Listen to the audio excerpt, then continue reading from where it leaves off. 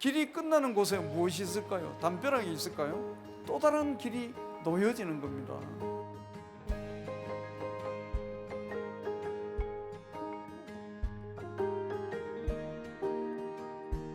택배, 슬픔이 택배로 왔다.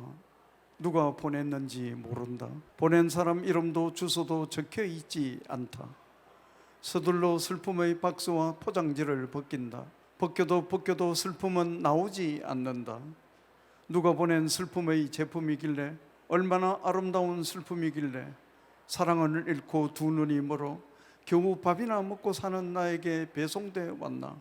포장된 슬픔은 나를 슬프게 한다. 살아갈 날보다 죽어갈 날이 더 많은 나에게 택배로 온 슬픔이여, 슬픔의 포장지를 스스로 벗고 일생에 단 한 번만이라도 나에게만은 슬픔의 진실된 얼굴을 보여다오.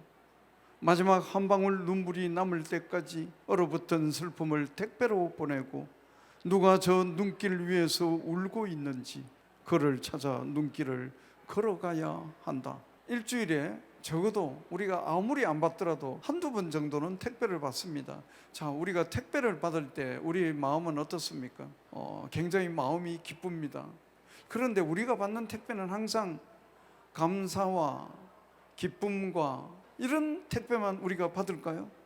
우리가 늘 그러한 택배만 받으면서 우리가 살아간다면 얼마나 좋겠습니까? 그러나 우리의 삶 속에는 어느 순간 이별이라는 택배가 우리들에게 배송됩니다. 내가 요청하지 않았는데도 배송된다는 거죠. 그 이별이라는 택배 중에서도 죽음을 통한 이별이라는 택배, 그 택배는 우리가 숙명적으로 받을 수밖에 없다는 겁니다. 몇 년 전에 부모님의 죽음이라는 이별의 택배를 받았습니다. 이 택배는 내가 받고 싶지 않다, 돌려보내고 싶다. 그러나 돌려보낼 수 없었습니다. 그래서 우리는 또 한 해를 보내면서 혹시 이별이라는, 그것도 죽음이라는 방법으로 이별이라는 택배가 왔을 때 내가 긍정하고 받아들여야 된다.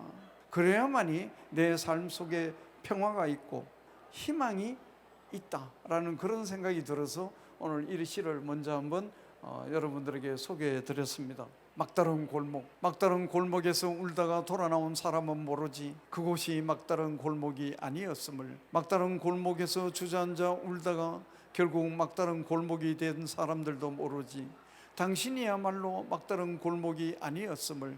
막다른 골목에서 결국 쓰러진 사람들도 모르지 낙타가 쓰러지는 건 깃털같이 가벼운 마지막 짐 하나 때문이라는 것을.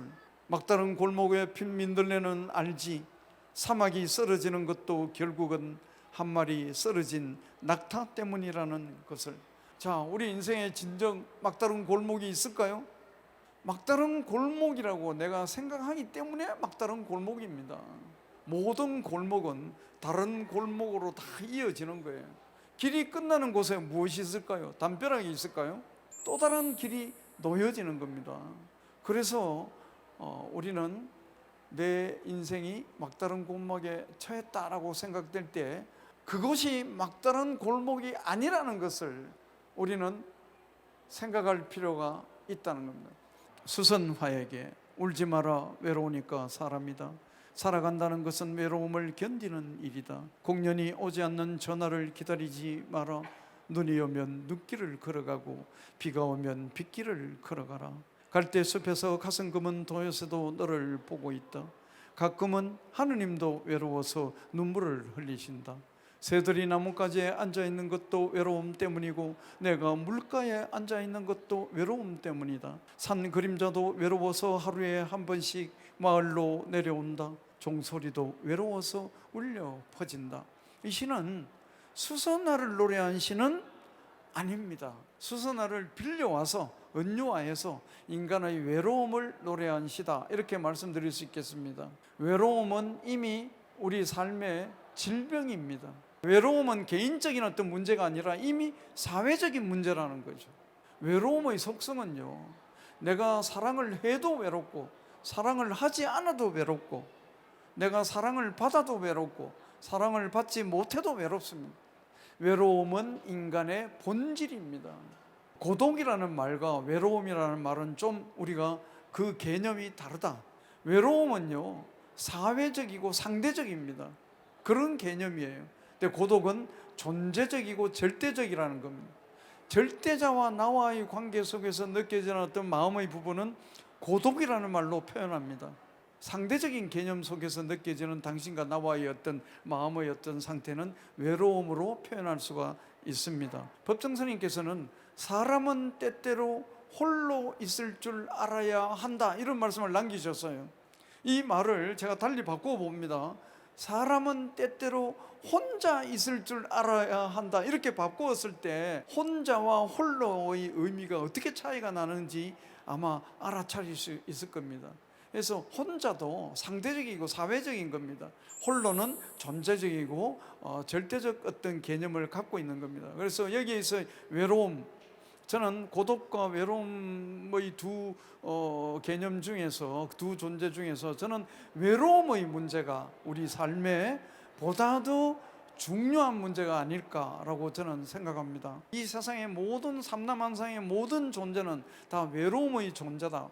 나 또한 인간으로서 외로움이라는 본질을 지니고 오늘을 살아갈 수밖에 없다. 외로움을 긍정해야 된다. 본질로서 받아들여야 된다라는 의미가 들어있는 시가 바로 이 수선화에게입니다. 또 우리는 한 해를 보내게 되었습니다. 그리고 성큼 다가온 겨울을 맞이하게 됐습니다. 저는 이 겨울을 맞이하면서 또 첫눈을 기다리고 싶습니다. 첫눈을 기다린다는 것, 무엇을 기다리는 걸까요? 희망을 기다리는 겁니다. 사랑을 기다리는 겁니다. 그래서 오늘 여러분들과 함께 우리 삶 속에 있는 희망과 사랑을 기다리는 마음으로 정호성의 시 이야기를 여러분들과 함께 잠깐 나누는 시간을 가졌습니다. 제 이야기는 여기서 마무리하도록 하겠습니다. 감사합니다.